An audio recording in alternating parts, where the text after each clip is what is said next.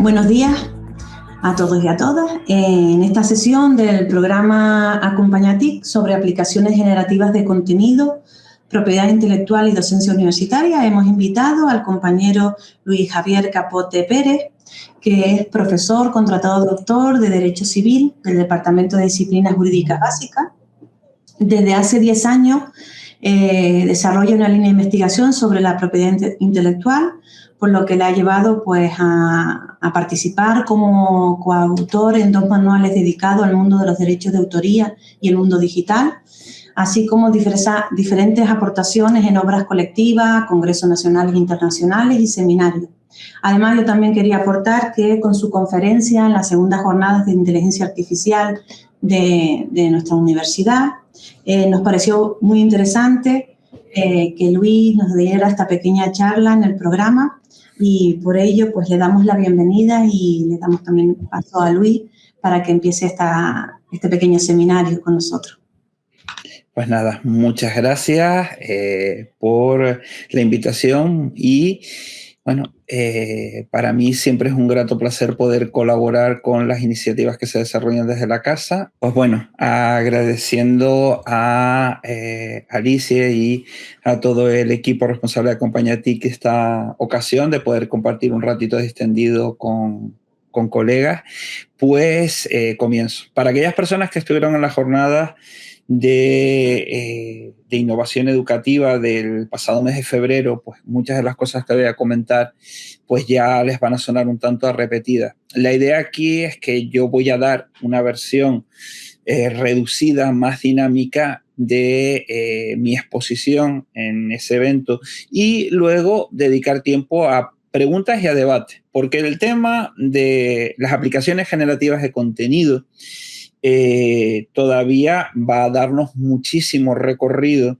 ya que como tantas herramientas es algo que ha llegado para quedarse. Y consecuentemente, pues eso nos plantea muchas cuestiones importantes a todos los niveles. Estamos viendo constantemente aspectos en los cuales el uso de estas aplicaciones generativas de contenido está planteando muchas discusiones y además generando serias disfunciones. Por ejemplo, el hecho de que en algunos medios de comunicación, en lugar de utilizar imágenes reales para llevar a cabo la cobertura de una noticia o el acompañamiento de algún tipo de noticia, pues nos encontremos elementos generados con aplicaciones.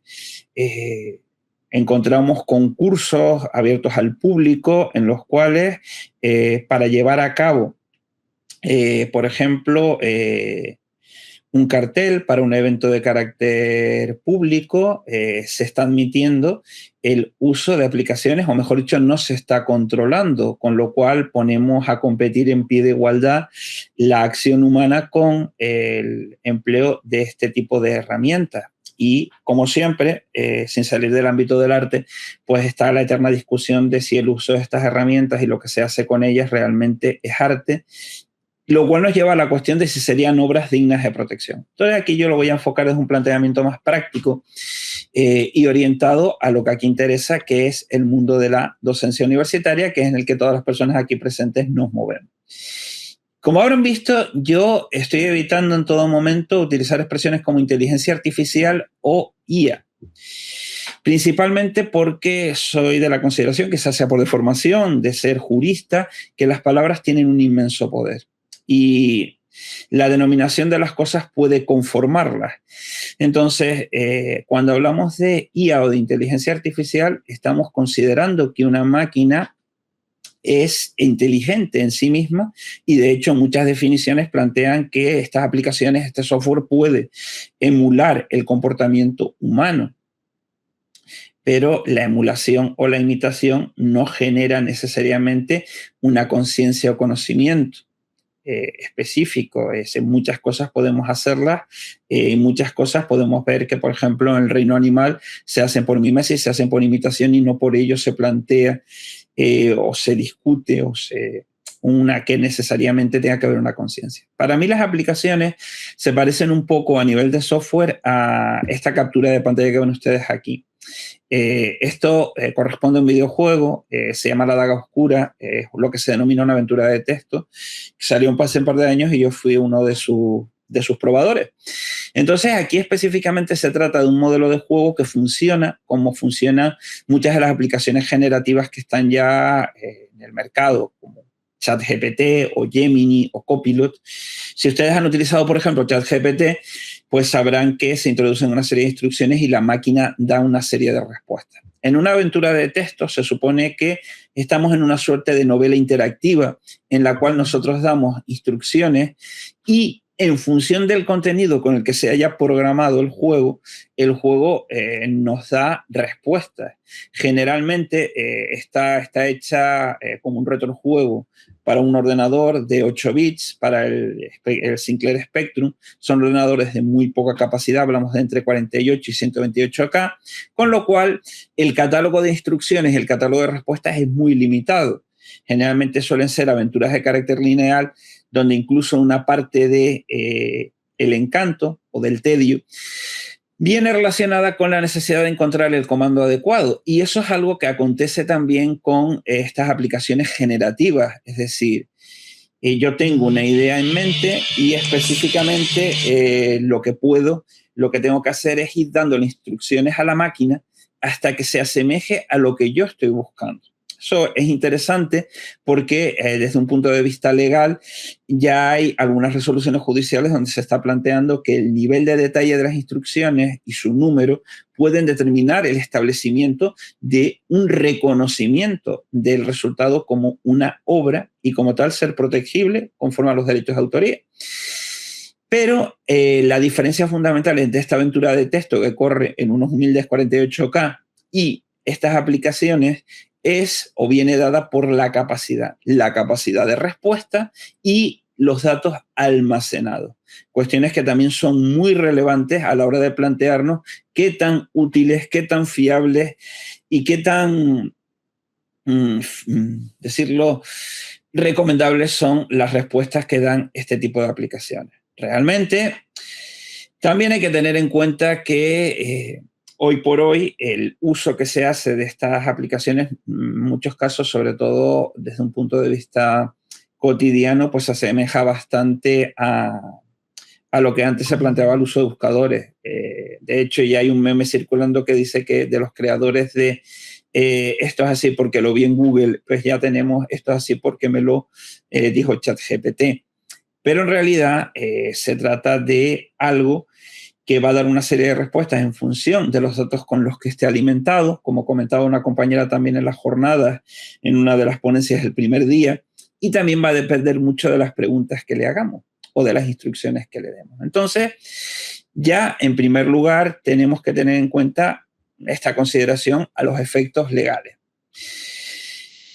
Para quienes no conozcan el campo de la propiedad intelectual es un instituto jurídico, un conjunto de figuras que está destinada a proteger desde un punto de vista, una consideración romántica, las obras o las creaciones del intelecto humano. Hoy por hoy, la normativa reguladora está a nivel internacional, en una serie de convenios que han firmado casi 200 países, a nivel de la Unión Europea, que busca un mercado interior único para que las obras artísticas intelectuales y las obras artísticas, científicas, literarias, circulen en un mercado interior único por el territorio de la Unión y por nuestro derecho nacional, que principalmente es la ley de propiedad intelectual para lo que aquí interesa. Hay otros textos legales, pero no se van a traer aquí cuál hace. Entonces, ¿a quién se protege?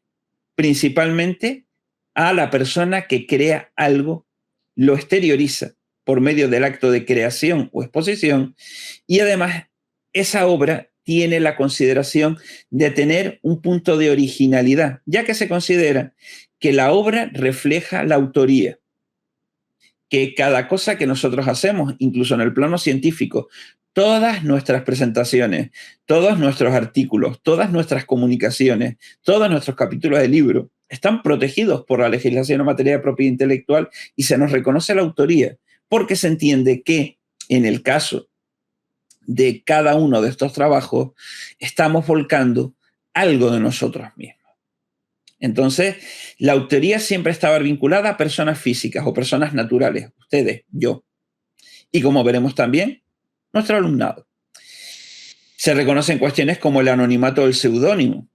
Y en el caso de ciertos derechos que están vinculados a la explotación de esas obras, también pueden ser ejercitados por personas jurídicas. Por ejemplo, en el ámbito de otro aspecto de la propiedad intelectual que se protege por normativa propia, que es la patentabilidad de los inventos, en la aplicación de la ley de las patentes, no es la persona que inventa, si está vinculada por un contrato laboral o por una plaza de funcionariado a una institución como la nuestra, la que tiene la potestad de patentar, sino que es la propia Universidad de La Laguna, porque se entiende que ese invento es el resultado de una actividad que forma parte de nuestras obligaciones desde el punto de vista de la membresía en el PDI. Es decir, se nos contrata para dar clases, se nos valora la investigación y luego como carga aledaña y como tercera pata del taburete tenemos la gestión.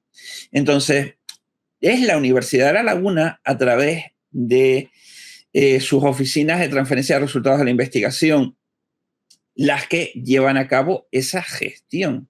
Y la patente es explotada por la Universidad de La Laguna, a veces directamente y a veces a través de institutos intermedios que permiten otras leyes, como por ejemplo la ley de la ciencia, la tecnología y la innovación, o la legislación aplicable en el ámbito universitario. Entonces, a partir de aquí hay que tener en cuenta que los dos puntos fundamentales para conseguir o considerar que existe una protección son la originalidad, concepto que es bastante abierto y que varía en función de la obra que estemos protegiendo, y la creatividad.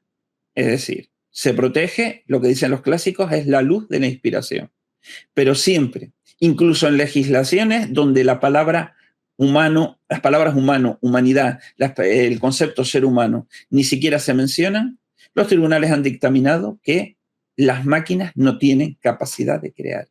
Por eso hablamos ya de aplicaciones generativas. Y lo que es objeto de discusión es qué valor tenemos que darle a este tipo de obras. La originalidad varía si estamos hablando de una obra musical, de una obra literaria, de una obra pictórica, de un diseño con fines publicitarios, es decir, una marca, de un programa de ordenador, donde lo que tenemos en cuenta es el código fuente. Entonces, lo que se contrapone a estos conceptos es la idea de plagio. Y ese plagio es la ausencia de originalidad, que no solamente no genera ningún derecho de propiedad intelectual, sino que al considerarse una violación de derechos de propiedad intelectual ajenos, puede tener trascendencia jurídica desde el punto de vista sancionador. ¿Qué implica la propiedad intelectual con carácter general? A nivel de derecho internacional, dice aquí, pero podemos decir derecho de la Unión Europea o incluso también derecho interno en el ámbito de la propiedad intelectual, pues podemos encontrar que tener la titularidad de ciertos derechos pues plantea el reconocimiento de una serie de facultades. Unas son de naturaleza económica y terminan, pasado un plazo que suele ir de 50 a 70 años según las leyes, post-mortem. Hay que tener en cuenta que la regulación a nivel internacional plantea que en cualquier país cuyo Estado haya reconocido los tratados donde se establecen estos conceptos, cualquier autor nacional o extranjero tendrá la misma protección, la que da su ley. Entonces, dicho de otra forma, la ley de propiedad intelectual en España protege a quienes desarrollan actividades creativas en España, pero también a cualquier, en España, pero con independencia de su nacionalidad. Entonces, esos derechos son, por ejemplo, la reproducción, que en un mundo analógico era el punto de partida para poder explotar la obra, hay que sacar copias. Pero, por ejemplo, la reproducción es el punto básico para que, por ejemplo, se pueda publicar el resultado de nuestra comunicación en los famosos libros de actas, esos que cada vez tienen menos reconocimiento desde el punto de vista de los méritos curriculares para la promoción. Luego está la distribución, que es la puesta a disposición en formato que pueda ser manipulable por los receptores, es decir, libro digital, libro físico, yo tengo el ejemplar en mi estantería o me lo descargo y lo tengo en alguno de mis periféricos. La comunicación pública, que es la puesta a disposición, pero sin copia.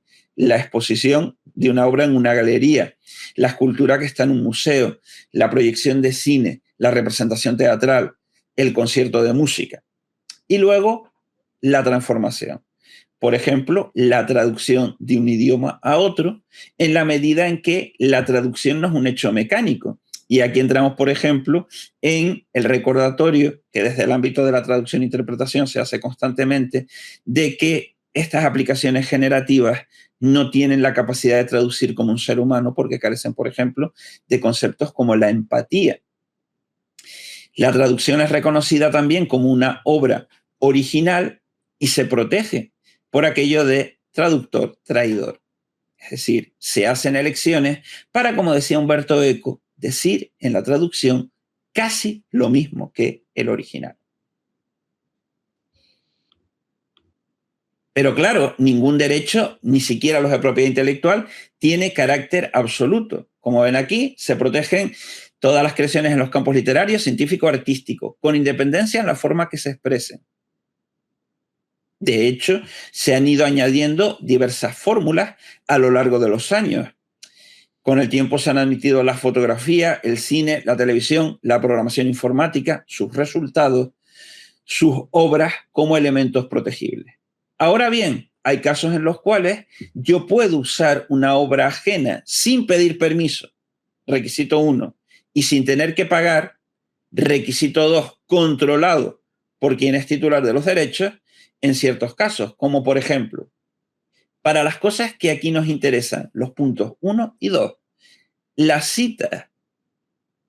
Es decir, nosotros basamos nuestro trabajo en el ámbito científico, en las distintas ramas del saber, entendiendo ciencia en un concepto muy amplio que incluye exactas artes, humanidades y leyes, como cualquier disciplina que tenga metodología propia y sentido crítico. Pues nosotros nos basamos en lo que ha hecho o lo que han escrito o lo que han investigado quienes nos han precedido en nuestros respectivos campos. Es aquel clásico que decía que cada generación se posa en los hombros de la anterior, a hombros de gigantes, que decía el clásico. O, como decía uno de mis profesores de doctorado, recientemente fallecido, el profesor Carlos María Romeo Casabona, si a la copia de un artículo le llamábamos plagio, a la de muchos le llamábamos tesis doctoral.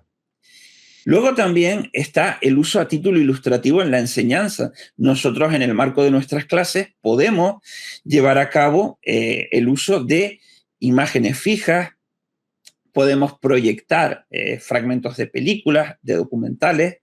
Sin embargo, por ejemplo, un límite a ese uso ilustrativo es la posibilidad de publicarlos, por ejemplo, en el aula virtual, donde ya no hay un uso ilustrativo en el aula presencial, sino que lo que tenemos es algo que tiene vocación de permanencia y que va más allá en el uso de la reproducción y de la transformación de lo que permite la ley. De hecho, cuando aparecen los primeros campos virtuales, cuando Moodle se empieza a instalar en nuestras vidas académicas, CEDRO, que es una institución de protección de los derechos vinculados al mundo del libro y de la cual probablemente haya membresía aquí presente hoy, pues empezó a tocar a la puerta de las distintas universidades y de hecho demandó a 3, porque decía que si se quería llevar a cabo una publicación de esos contenidos, tenían que pagarse determinado tipo de cánones.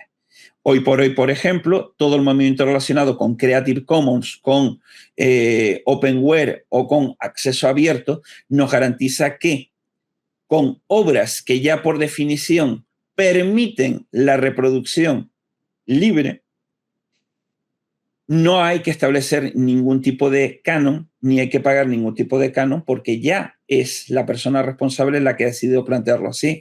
De hecho, ya muchos proyectos de investigación a nivel internacional, a nivel europeo, pues están planteando la imposición o la recomendación preferencial de que se busquen, por ejemplo, formatos de acceso abierto, revistas en las cuales el contenido pueda ser accesible sin tener que pasar por caja, lo cual al final se entiende que redunda primero en dinero público, distribución pública, y también en el hecho de que ante un acceso abierto, pues nuestro contenido pueda ser leído por más gente y citado por más gente, que saben ustedes que es otra de esas varas de medir con las que periódicamente también nos evalúan. Entonces, aquí tenemos esa cuestión de podemos utilizar obra ajena dentro del contexto en el que nos movemos, pero siempre con ciertos márgenes. Pero por otra parte, hay otros aspectos que van más allá del puro aspecto económico, y son los derechos de naturaleza moral. Los derechos de naturaleza moral son como, por ejemplo, la progenitura, el reconocimiento y la reivindicación de la obra, pero también el anonimato y la integridad, la oposición a que cualquier persona que no seamos nosotros o alguien con nuestro permiso pueda modificar la obra. La transformación es la creación de una obra derivada a través de la traducción, pero estaríamos hablando de modificar la obra misma. Entonces, por ejemplo, en el ámbito de la arquitectura ha habido algunos casos, por ejemplo, el caso del Puente Blanco en Bilbao con Santiago Calatrava, donde una alteración llevada a cabo por el ayuntamiento determinó una demanda por parte de Calatrava por alteración de la integridad de la obra. Estos derechos, algunos son vitalicios y otros son perpetuos, pero plantean un aspecto muy íntimo en el cual el autor puede conceptualmente vetar cierto tipo de usos. Por ejemplo, mi obra es intraducible. Bien, no se puede traducir a otro idioma. O mi obra no se puede adaptar a otro formato porque la he concebido con esta finalidad y considero que el mensaje que está íncito en ella se perdería en el camino. Por ejemplo, por citar otra vez a Humberto Eco, él tenía sentimientos muy encontrados con las adaptaciones que se habían hecho, o con de su obra El nombre de la rosa, menos la que llegó a conocer, la del cine, porque decía que toda una serie de planteamientos que él había introducido había quedado reducidos a una especie de película de género negro. Entonces, en este ámbito, por ejemplo, por la parte que aquí nos interesa, cabría la posibilidad, y de hecho ya hay quien lo está expresando de esa forma, que desde un punto de vista moral un autor pueda negarse a que su obra sea utilizada como dato para alimentar o entrenar una aplicación. Puede haber una restricción. La cuestión específica es que estamos ante una situación en la cual nos planteamos quién puede ponerle puertas al campo. ¿Qué control tenemos nosotros de lo que se hace por ahí? Cuando protegemos dos aspectos. Los derechos morales están vinculados a la idea, pero la idea que no sale de la cabeza jamás tiene protección, tiene que ser exteriorizada. El acto creativo es un acto de exteriorización o puede ser un acto de promoción, a veces para determinar cuántos años dura la protección de una obra cuando anunciamos el criterio mortuorio. Pues viene determinado no por la fecha de la creación, que no es conocida, sino por la fecha de legítima divulgación, la primera representación, la primera edición, la primera proyección, el depósito legal. Y, muy importante, adquirir un ejemplar de una obra implica adquirir los derechos sobre el ejemplar, pero no sobre la obra misma. De ahí que, por ejemplo, quienes ya, como es mi caso, peinen muchas canas, recordarán aquello de compro un libro, puedo usar el libro en el mundo académico, pero lo que no puedo es fotocopiar el libro para prestarlo o para dejarlo a otra persona. Con lo cual, eso implicaba que en un caso yo podía utilizar el ejemplar, pero fotocopiarlo implicaría reproducirlo y ese derecho no lo he comprado yo con el precio de la obra. De nuevo, el recordatorio de que la autoría está vinculada a personas físicas en tanto que los determinados derechos conexos pueden vincularse también a entidades. Les vuelvo a recordar el ejemplo de la patente, pero también, por ejemplo, y también algún colega de área de conocimiento ha teorizado sobre ese particular, dado que en muchos casos quienes trabajamos en el PDI lo hacemos a tiempo completo, bien con figuras laborales o bien con figuras funcionariales, pues como se entiende que la investigación es una parte de nuestro trabajo o de nuestra función, pues en realidad la explotación de toda nuestra producción científica debería corresponder a la Universidad de La Laguna y hacerse a través de las oficinas de transferencia de resultados. De hecho, en alguna de las múltiples encarnaciones y reencarnaciones de la OTRI, pues alguna de sus personas responsables me comentaba que formalmente eso debería ser así, pero que en la práctica, pues no había músculo para poder llevar a cabo la gestión de todas las aportaciones científicas que podían hacer pues las 2.000 personas que podían estar entre las distintas figuras de profesorado, las distintas figuras investigadoras podía albergar la Universidad de La Laguna, siendo una universidad de tipo medio en cuanto a sus dimensiones. Entonces, por ejemplo, eso significaría que en teoría debería ser la universidad la que firmara nuestros contratos de edición. En la práctica, al menos en la mía, a mí no se me ha dado. O sea, nunca ninguna editorial, ni nacional ni extranjera, me ha planteado el tema de que yo tengo que pedir, por ejemplo, el beneplácito de mi departamento o del vicerrectorado competente en materia de investigación para llevar a cabo una publicación. En la práctica es una cuestión que queda en nuestro poder. Recordando simplemente que las facultades económicas y morales están también en la Ley de Propiedad Intelectual, pues toca la cuestión específica de discutir, bueno, ¿las aplicaciones generativas crean? Si crean, ¿pueden ser consideradas autoras? Y si son autoras, ¿cómo gestionamos ese hecho? Pues cuando se empezó a trabajar esa posibilidad, pues hubo planteamientos de todo tipo relacionados con iban desde decir que, bueno, realmente las máquinas no creaban, y de hecho es una discusión que viene dándose cada vez que hay alguna novedad. Por ejemplo, quienes trabajan en el ámbito de las bellas artes y en el diseño, pues recordarán que en su momento se discutía si utilizar aplicaciones como todas las relacionadas con Adobe, por ejemplo, Photoshop.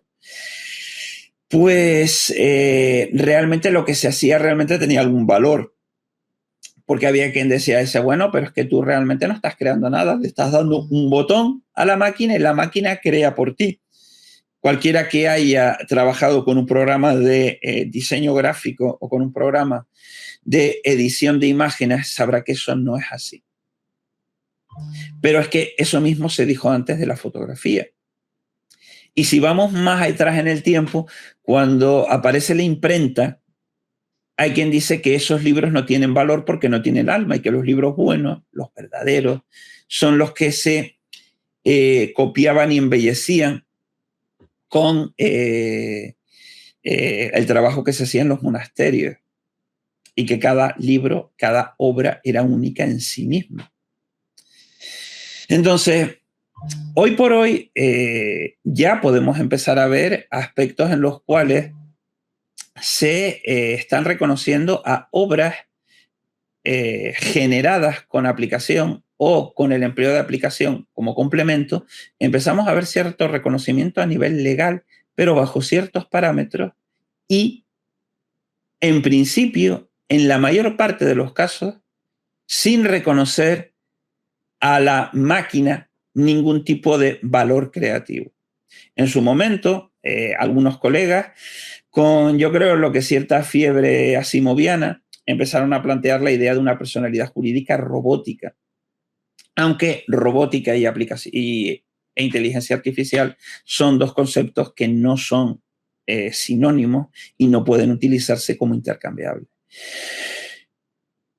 Y planteaban la idea de que la aplicación tuviera personalidad, pero dejando aparte que extender los límites de la personalidad jurídica es una herramienta peligrosa y no siempre útil, porque lo que estamos estableciendo es una ficción, En estos momentos, a día de hoy, la regulación plantea la creatividad humana porque plantea que mediante la creación exteriorizamos algo nuestro.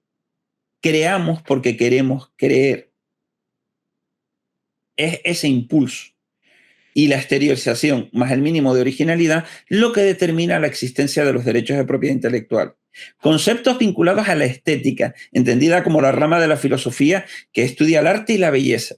Conceptos como bueno o malo, bonito o feo, vanguardista o decadente, son irrelevantes. Conceptos económicos como rentable o ruinoso, con gran rendimiento u obra de culto, tampoco lo son. Luego ya es el mercado el que se encarga de que ciertas obras perduren y otras no. Pero esa es conversación para otro día. Pero al final, la cuestión siempre es una aplicación, por ejemplo, tomando aquellas que juegan a juegos de estrategia, como pueden ser el ajedrez o el Go, pueden jugar muy bien, pueden medir sus fuerzas con grandes maestros en esas disciplinas, pero no tienen la voluntad de decir, no quiero jugar. La aplicación siempre necesita de un operario interno para el exterior que da las órdenes, que establece las instrucciones, lo que en informática se denomina los prompts. Consecuentemente, siempre va a haber, al menos en este momento, un factor humano. Con lo cual, las aplicaciones generativas no crean, no son autoras.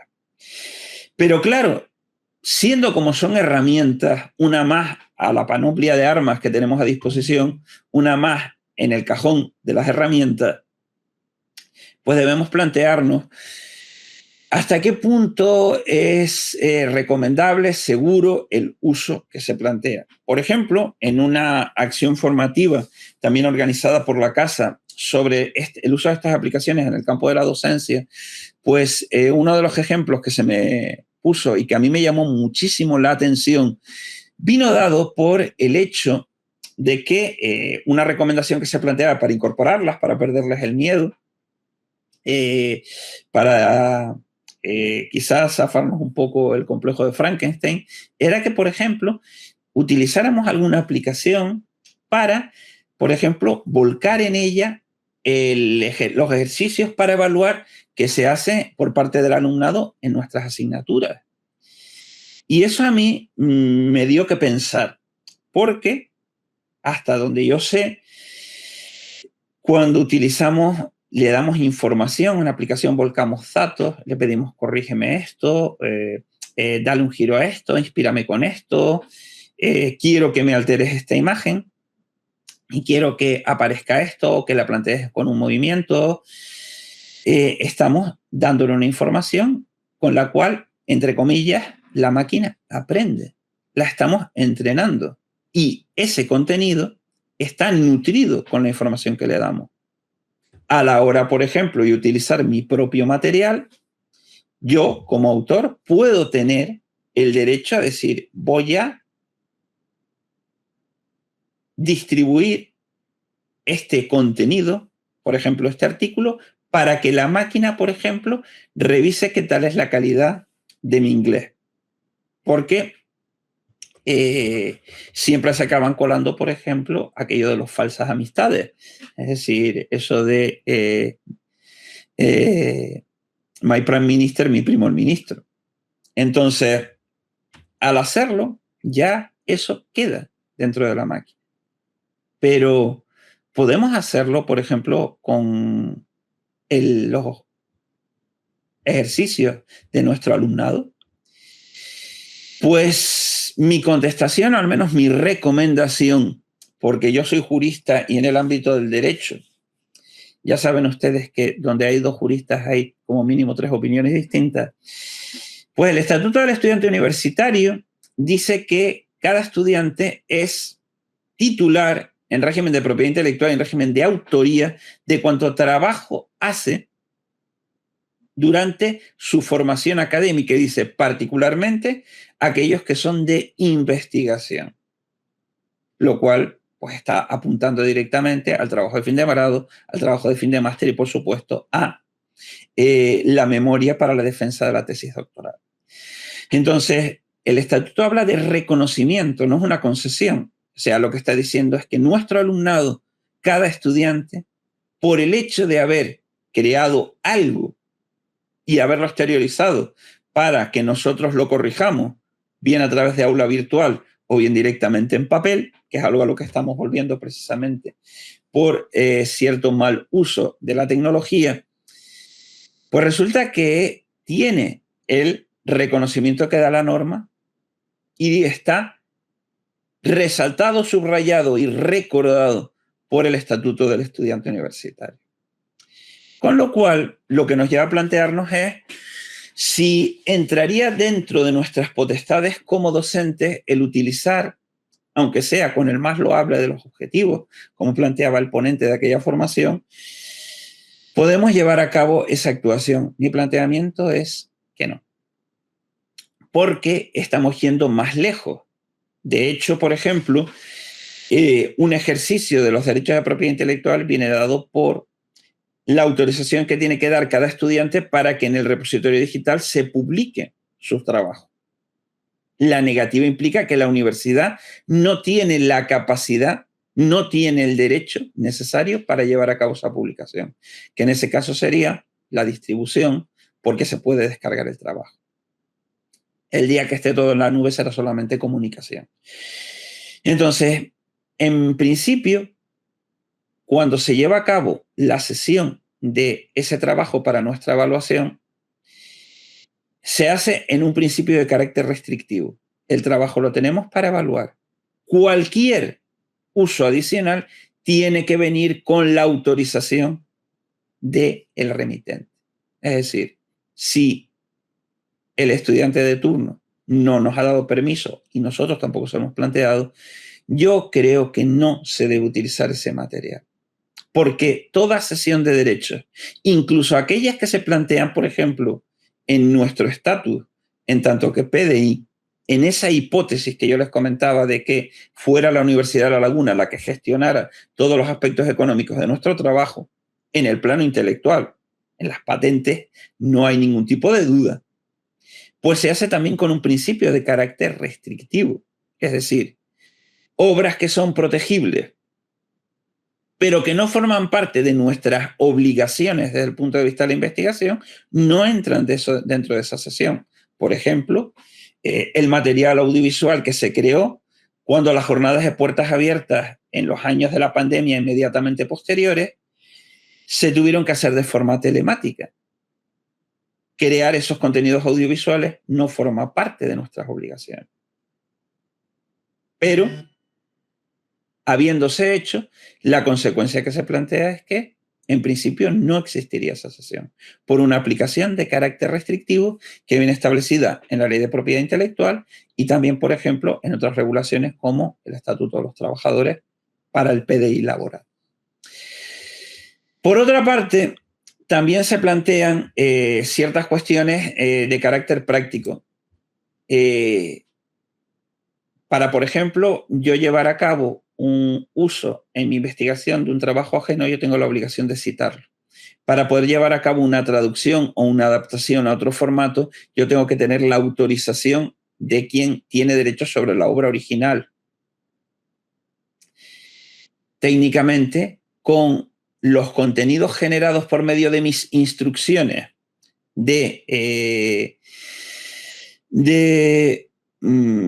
la labor de aplicaciones generativas, yo debería tener conocimiento de la presencia de los datos. De hecho, si ustedes han utilizado alguna vez de estas aplicaciones generativas de respuesta rápida que están en todos los navegadores, una de las cosas que hace es citar las fuentes de procedencia. Dice, mira, he sacado los datos de aquí. Lo cual hace que ese tipo de aplicaciones en realidad sea un buscador hiperdopado. Pero eso también es otra historia. En muchos casos yo no sé cuál es la procedencia de los datos. Y como no sé cuál es la procedencia de los datos, ante el riesgo de estar generando una obra derivada espuria, es decir, basada en obras no autorizadas, pues en ese caso yo prefiero abstenerme de usarlo. Segunda, lo que les acabo de plantear, en la gestión de la autoría existe el principio restrictivo. Los derechos que se ceden siempre entendiendo que se ha producido la menor cesión de derechos. El ejercicio para evaluar se cede para evaluar, para nada más. Con lo cual, a la hora de emplear la docencia, lo que resulta que no puede hacerse es decir, bueno, pues entonces vamos a abolir, vamos a vetar el uso de estas aplicaciones, porque es el equivalente a poner puertas al campo. Estos bueyes tenemos, con ellos tenemos que arar, y lo que se plantea en este caso sería la reflexión sobre una formación crítica. Es decir, no podemos evitar que nuestro alumnado haga uso de estas herramientas, igual que no podemos evitar que nuestro alumnado copie. Pero sí podemos advertirles de las consecuencias, de las implicaciones y luego ya dejarlo a su conciencia, a su libre albedrío, ya que después de todo estamos tratando con personas adultas. También desde nuestro propio punto de vista, desde el punto de vista de la formación, tenemos que plantearlo y hacerlo de esa reflexión, porque también es algo que trasciende, como hemos visto, todo lo que son los aspectos de la vida universitaria. Y luego estaría la cuestión de si esto cada vez se empieza a generalizar, como ya estamos viendo. Voy a citar un par de ejemplos vinculados a mi rama del conocimiento, a la jurisprudencia. Pues ya hay escándalos que han acontecido de abogados que han presentado recursos utilizando aplicación generativa que tiende a ser especulativa y a alucinar, inventándose jurisprudencia. Pero también ya se han dado resoluciones judiciales con ese tipo de planteamientos, y no muy lejos de aquí. Casos que yo les planteo se han dado en Canarias, pero también están empezando a surgir en todo el mundo. El último del que yo he tenido noticia, en la India.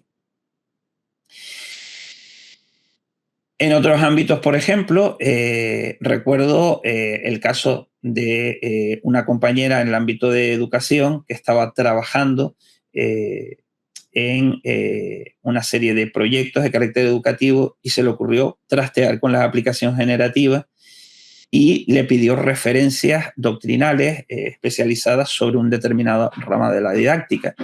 Y resulta que todo lo que le sacó la aplicación era inventado. Dice, yo conozco, hasta cierto punto me contaba cuál es el estado del arte en mi disciplina. Yo todas estas referencias, primero, no las conozco. Segundo, no me suenan de nada. Tercero, no las encuentro en aquellos repositorios y redes, digamos, Google Académico, Dialnet, Researcher.net, que suelo manejar con asiduidad. Entonces, a la hora de utilizarlas, yo creo que tenemos que plantearnos ciertas consideraciones. ¿Qué valor se le está dando a esto que se está haciendo? Pues miren, por ejemplo, en Estados Unidos, una persona intentó que a un algoritmo que él había programado se le reconociera la autoría por haber generado una serie de imágenes emulando obras humanas. La respuesta del tribunal dijo, pese a que en ningún apartado de nuestra legislación aplicable se dice la palabra humanidad, se entiende que está implícita. Con lo cual, lo siento, las máquinas no son reconocidas como autoras. En China, donde un tribunal de Pekín sí vino a reconocer una cierta coautoría respecto de un paper a una aplicación, otro tribunal, el Tribunal Popular de Changshu, pues vino a reconocer que una persona que había utilizado Midjourney y luego Photoshop para hacer una imagen tenía derechos, pese a que una serie de empresas que tenían dadas telemáticas habían cogido el diseño, lo habían hecho en 3D y lo utilizaban como elemento promocional. Lo que dice el tribunal, dice, reconocemos la cuestión autoral porque el autor se ajustó directamente el modelo según sus necesidades. La imagen se generó a partir de la inversión intelectual del demandante y refleja su expresión personalizada. Las obras del ingenio humano. De hecho, incluso hay casos en los cuales se plantea una cuestión cuantitativa y cualitativa. en el sentido de reconocer la autoría respecto de un trabajo generado en función del número y el detalle de instrucciones que se ha dado a la aplicación. Por aquello de que a más instrucciones y a más detalle, más volcamos de nosotros mismos, en tanto que autores, como estamos utilizando uno de esos cacharros. Si son pocas las instrucciones y son muy generales, se entiende que el resultado va a ser prácticamente indistinguible del que haga otra persona con la misma máquina y utilizando instrucciones similares. Lo cual también es una base que está en otras discusiones respecto del reconocimiento a obras con base tecnológica y su consideración de originales o no. Por ejemplo, hay un debate similar en el ámbito de la fotografía. Y luego, por el tema de la procedencia, en Alemania, el Tribunal Regional de Múnich I, no hace mucho, condenó a una serie de empresas que tenían estas aplicaciones porque habían sido entrenadas con las letras de una serie de canciones y una entidad, que es la titular de los derechos sobre esas composiciones, presentó demanda. La respuesta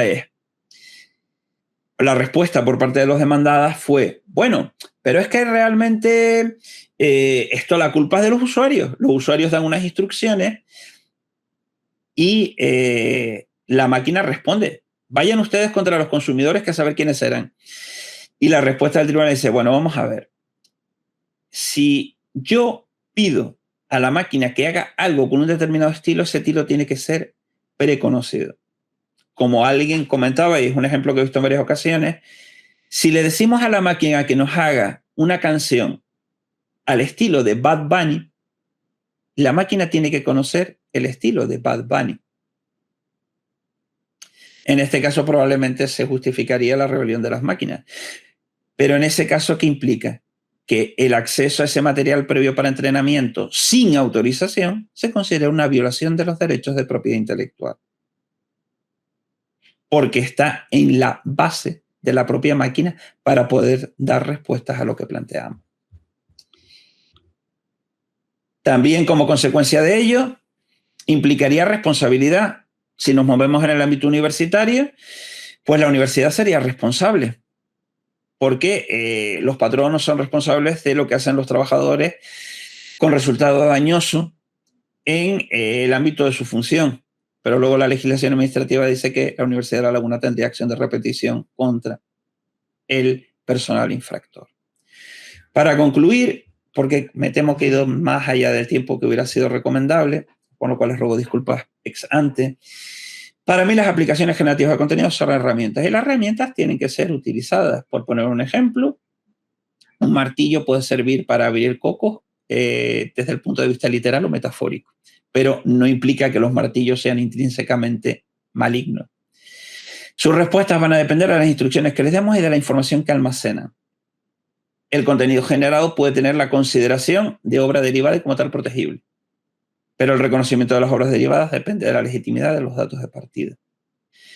Dicho de otra forma, yo personalmente asumo y aconsejo que a la hora de trabajar con nuestras herramientas, las utilizamos porque son parte del mundo en el que vivimos y van a ser parte del mundo en el que cada estudiante va a tener que desarrollar su desempeño laboral, su vocación profesional y también todos los aspectos de su vida. Pero todas aquellas cuestiones que impliquen utilizar material ajeno, yo las pondría sobre muchísimas salvedades. Lo desaconsejo abiertamente. Y en otro orden de cosas, piensen ustedes que incluso para nuestro propio trabajo, colocar algo dentro de nuestras aplicaciones es como publicarlo en la red. Se vuelve absolutamente incontrolable. Y con esto termino y quedo a disposición para cualquier pregunta, comentario y también discusión, porque en este ámbito puede haber quien esté o plantee una cuestión diversa o una apreciación distinta respecto de mi consideración de las aplicaciones. Así que quedo a su disposición. Muchas gracias, Luis. Pues eso, damos paso a los compañeros y compañeras para que te planteen cualquier consulta, duda.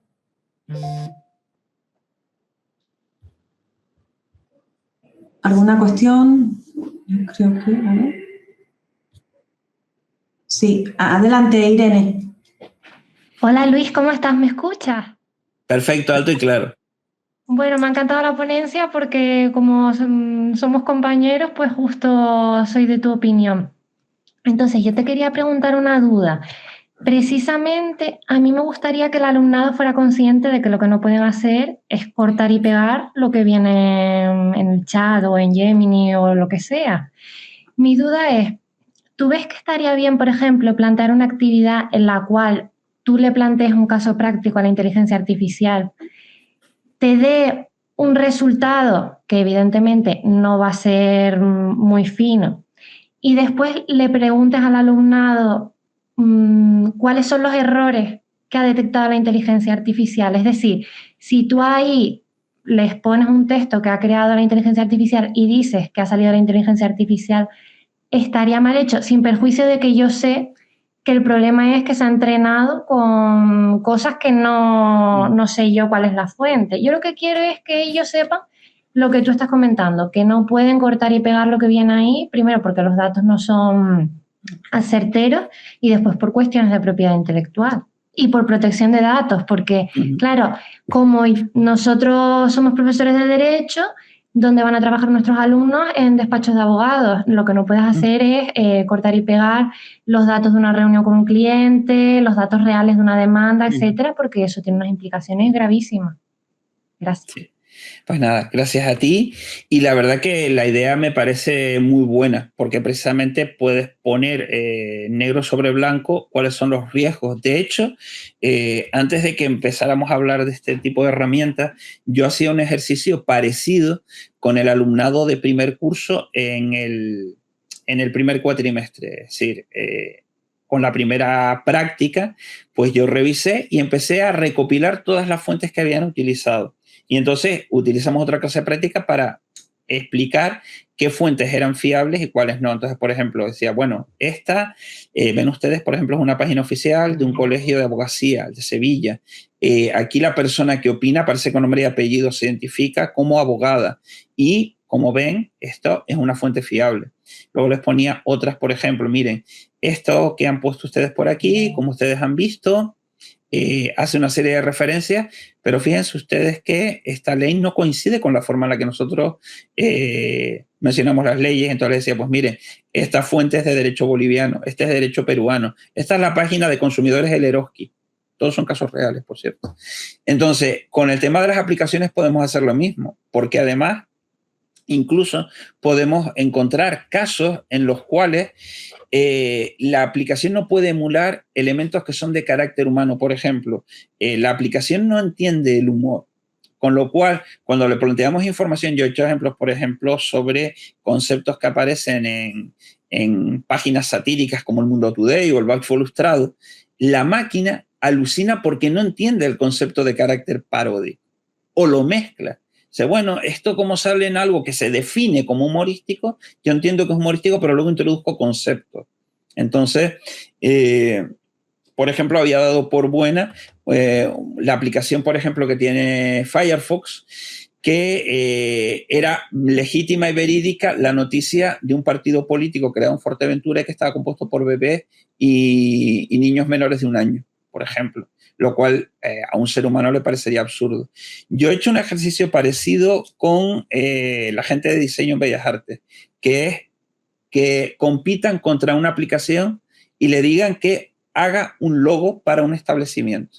Y luego, cuando vean el resultado, reflexionen si eso puede en este momento competir. Luego está la cuestión de que el mercado hay quien tira sobre la cosa más barata, que ese es un problema que estamos viendo a menudo, pero ya ahí entrarían consideraciones de lo que sería buen gobierno, las instituciones quizás deberían acotarlo, y también consideraciones de carácter ética. Así que me parece una propuesta de carácter fantástico y te la voy a copiar, pero citando adecuadamente la procedencia, que es lo que toca.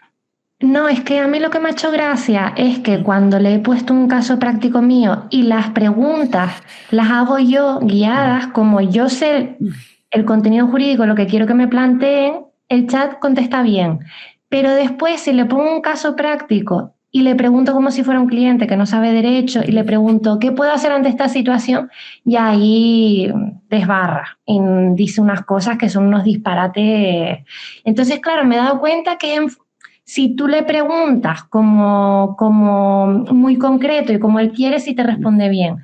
Pero si no, no. Y el problema es que normalmente le pregunta a gente que no tiene esos conocimientos. Entonces, sí, pero específicamente por eso es tan peligrosa la afirmación que yo leí hace unas semanas de un conferenciante que decía que si después de haber ido a la consulta médica no le preguntas a ChatGPT eres un irresponsable, y a mí me pareció una auténtica barbaridad. Es decir, vamos a ver, es la traslación al mundo digital de la idea un poco de hágaselo usted mismo. Entonces, ahí al final tú lo acabas de plantear y por eso puse el ejemplo de una aventura de texto. Es decir, si tú llevas a la máquina de la manita, llegas al punto al que quieres llegar. Pero, por ejemplo, la diferencia con la aventura de texto es que la aventura de texto, cuando tú le das una institución que no comprendo, podrías reformular, no lo entiendes, entonces tienes el trabajo adicional de tener que encontrar la instrucción correcta. Y a veces es un verbo muy, muy, muy específico. O en otras ocasiones, por ejemplo, en aquellas aventuras que pueden tener ese resultado, si te equivocas en determinado tipo de comando, el personaje muere, entre comillas, y tienes que volver a empezar el juego. Aquí la cuestión es que la aplicación es un poco, el cliente siempre tiene la razón, el cliente va a dar una respuesta y da igual que la respuesta sea un disparate. O sea, la máquina no piensa, no puede engañarnos, pero si nosotros le damos eso a la persona que interactuamos, es decir, ser humano a ser humano, nuestra responsabilidad sí lo es. Y además, porque en nuestro campo nosotros tenemos un nivel de responsabilidad superior. No es la responsabilidad del buen cabeza de familia, sino la del profesional en el ejercicio de su arte. Es decir, nuestra irresponsabilidad es más grave y debería ser sancionada incluso con mayor dureza. Gracias, Luis. A ti. Damos paso a Emilio. Hola, nada, perdón, simplemente un comentario a lo que ha salido ahora. Por cierto, enhorabuena, Luis Javier, por tus premios de ayer. Estuvimos en el acto institucional recibiendo todo tipo de parabienes. Mira, a mí lo que se me ocurre, que creo que es muy importante, es utilizar, como se vio en la sesión de la semana pasada, algunas aplicaciones como NotebookLM que te permite dejar unas fuentes específicas, por ejemplo, unos decretos, unas leyes, unos artículos, unos no sé qué, y plantear los casos que se vayan a plantear sobre NotebookLM contra solamente esos documentos que tiene. Entonces eso te permitiría establecer resultados que probablemente sean mucho más correctos y además no sale de ahí. Y además también podrías comparar ese resultado con una fuente externa y ver las alucinaciones, que sería una forma muy buena de que los alumnos vieran la diferencia entre hacerlo cerrado y aprovechando los instrumentos o hacerlo abierto sin más control. Bueno, era simplemente un comentario que es lo que yo estoy intentando también aplicar en Natura. Pues nada, te lo agradezco, Emilio, porque puede ser interesante ver cómo funciona. Y también hay otra cuestión por la cual yo todavía, no que me resista, o sea, esto es parte del paisaje del paisanaje y alguna vez por ver cómo funciona, pues me he dedicado a juguetear y yo he planteado, contestéame a cosas más o menos complejas y desde el momento que empiezas a detallar, pues la máquina entra en una especie de crisis. La cuestión es que yo creo que como herramienta puede ser de carácter interesante, aunque al menos de momento no exista esa capacidad empática de interpretar, de trascender. Es decir, porque incluso siempre, aunque tengamos la norma, la interpretación va más allá del canon literal y aún teniendo jurisprudencia, que es mucha, siempre hay un aspecto que es la casuística del hecho concreto. Pero puede ser interesante incluso como elemento de carácter comparativo. Así que te doy las gracias por esa recomendación. Ya la tengo anotada por aquí para jugar con ella cuando tenga ocasión. Bueno, no sé si hay alguna cuestión más. Pues yo quería comentarte una cosita a todos, ¿vale? Y a todas. Quería comentar que también otra práctica podría ser solicitarle al alumno en ese contenido que se genera que pida la cita biográfica de dónde se ha sacado esa información y que el alumno lo comprobara, ¿no? Porque a veces al comprobarlo ve que la máquina alucina, ¿no? Como se dice. Sí. Entonces, esa sería una buena práctica para que ellos vieran el punto de error que puede haber y lo comprobaran, ¿no? Porque, vamos, lo hemos hecho y hemos comprobado que la fuente no existe, no existe el artículo, y entonces a lo mejor una práctica también para el alumnado para que ellos vean que aquello que le advertimos, le recomendamos en clase es real, ¿no? Porque yo creo que te escuchan, pero no sé si realmente me hacen caso, ¿no? Y entonces por ese lado. Y después quería comentarte, porque tengo una duda y a lo mejor tú me dices, Luis, con todo lo que se ha dicho ahora, entonces no es necesario poner la IA como autor, es decir, no poner la cita bibliográfica. No, vamos a ver, yo sí lo recomendaría como el uso de la herramienta. Por ejemplo, como uso de la herramienta. Exacto, pues mira, yo he utilizado esto aquí. Vale. Porque incluso en algunos aspectos va a depender mucho de la disciplina. ¿Sabes? Por ejemplo, yo considero en todas las cuestiones relacionadas con el ámbito de las bellas artes, o incluso de las artes en general, incluyendo, por ejemplo, la composición musical, el diseño, plantear qué se ha utilizado aplicación y cuál se ha utilizado es muy relevante desde mi punto de vista, y además es un paso más en una discusión que es antigua, porque es cada vez que se ha introducido un elemento tecnológico nuevo. Pero eso, por ejemplo, no es nuevo. Cuando aparecen las pinturas de fabricación en el 19, había pintores que decían que en realidad el buen pintor era el que hacía sus pigmentos al estilo clásico que te conseguí, que se gastaba una pasta buscando lapislázuli para poder encontrar un azul marino. Y eso, por ejemplo, sirvió para que mucha gente hiciera carrera en el campo de la falsificación, porque hacían los pigmentos al estilo antiguo y podían emular el estilo antiguo. Entonces, yo lo plantearía como una cuestión, por ejemplo, de que, por citar un aspecto en el ámbito de la jurisprudencia, cuando yo cito una sentencia, cito la base de datos de procedencia. O busco la general, que es la que está abierta al público, que es la del CEN2. Entonces, yo sí lo plantearía. Porque, por ejemplo, algunos casos que yo he visto de traducción, hay casos en los que se hace la traducción por la propia persona al estilo tradicional. Hay quien escribe directamente ya en la lengua ajena, pero hay quien utiliza aplicación y luego la revisa o no la revisa. Entonces yo soy de la consideración de que, mira, he utilizado para esto en este contexto. Vale, pero no como cita siguiendo norma APA, porque yo me acuerdo ver que dentro de la norma APA se señalaba cómo se debería citar la IA. Sí, pero yo ahí lo consideraría como una cuestión de carácter instrumental, es que la IA no es un autor. Entonces, otra cuestión es que en una convención dentro de un estándar se decida, porque al final esto es una cuestión de carácter normativo. Por eso cuando hay quien habla o hablamos de la jurisprudencia como ciencia del derecho, pues siempre desde el ámbito de ciertas ramas de otra ciencia dice lo de ustedes no es ciencia, porque si cambiamos una palabra del BOE, bibliotecas enteras se van a tomar un paseo. Vale. Vale, muchas gracias, Luis. Emilio. No, mira, dos cosas rápidas. De acuerdo con COPE, el Committee on Publication Ethics, la IA no es nunca ni puede ser un autor de un artículo. Vale. Lo que sí es imprescindible es que si se utilice la IA, en el comentario del artículo se diga la IA se ha utilizado para corregir el texto inglés, para elaborar la gráfica de no sé cuántos. O sea, hay que indicar para qué se ha utilizado la IA, pero no puede ser nunca una referencia como referencia de autor y, por supuesto, mucho menos como autor. Vale. ¿Cuadras demostrando? Cuadras demostrando. A ver, Vidina, damos paso a la compañera. Hola, buenos días. Yo en relación a lo que están comentando, creo que es un ejercicio de transparencia con respecto a los autores.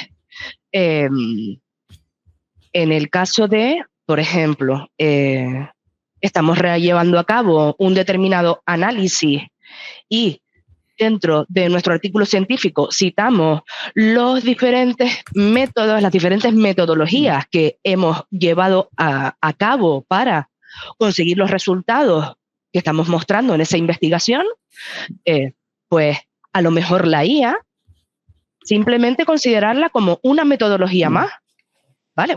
Que es lo que estamos tratando de hacer ver aquí, ¿no? Que no son autores por sí, sino que nosotros como humanos vertemos nuestro conocimiento en esta herramienta de tal manera que pueda hacer interconexiones que nos permitan obtener ideas, asesoramiento o conocimiento, ¿vale?